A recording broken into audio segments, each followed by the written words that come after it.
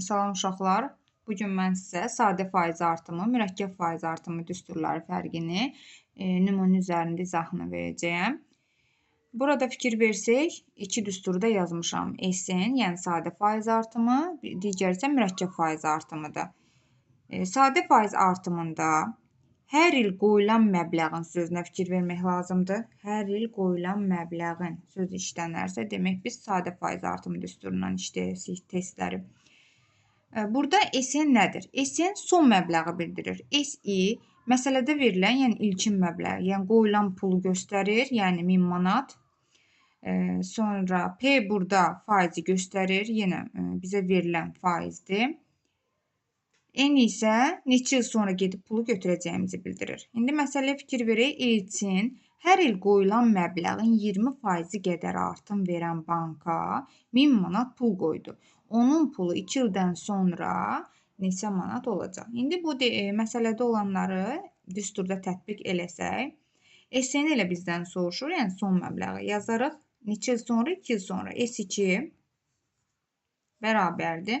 SI nə qədərdir? Banka nə qədər pul qoyulub? 1000 manat. 1000 vurulsun. Düsturda onsuz da 1 plus niyə? Çünki artım verən bank deyir. 1 plus P nə qədərdir? 20 N 2-dir. Bölərik 100-ə. 1000 vurulsun. 1-in üzərinə gələrik %40. Yəni 1,40. Daha doğrusu 1,4. 1,4-ü 1000-ə vursaq, cavabımız düşər 1400. Demək bu elçinin bankdan götürəcəyi puldur. 2 il sonra 1400 manat pul götürəcək. İndi keçək mürəkkəb faiz artımına. Mürəkkəb faiz artımında da yenə eyni şeylər. SI ilkin məbləği bildirir, qoyulan məbləği. Burada P faizi göstərir, yəni məsələdə göstərilən faizi. N isə neçə il sonra gedib götürəcəyi pulu göstərir. İndi baxaq. Elvin hər il əvvəlki ilin 10% qədər artım verən banka 2000 manat pul qoydu. Onun pulu 2 ildən sonra neçə manat olacaq? Yenə fikir verək, əvvəlki ilin sözü işlənirsə, demək ki, mürəkkəb faiz artımına getməliyik. Düsturda verilənləri tətbiq eləsək, SN, yəni S2, çünki 2 ildən sonra S2 bərabərdir. Qoyulan məbləğ nə qədərdir? 2000 manat. 2000 manat vurulsun 1 plus 100-də faiz neçə faizdir? 10%. %10 mötərizə kvadratı. N 2-dir burada.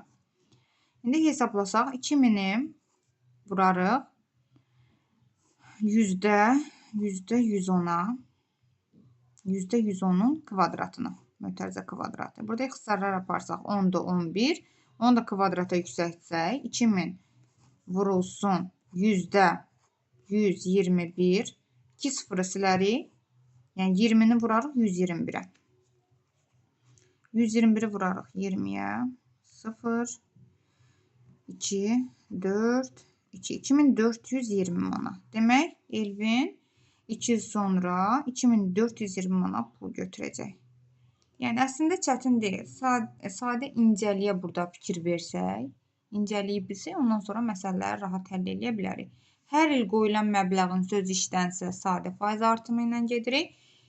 Hər il əvvəlki ilə nisbətən söz işlənsə, mürəkkəb faiz artımı düsturundan gedərik.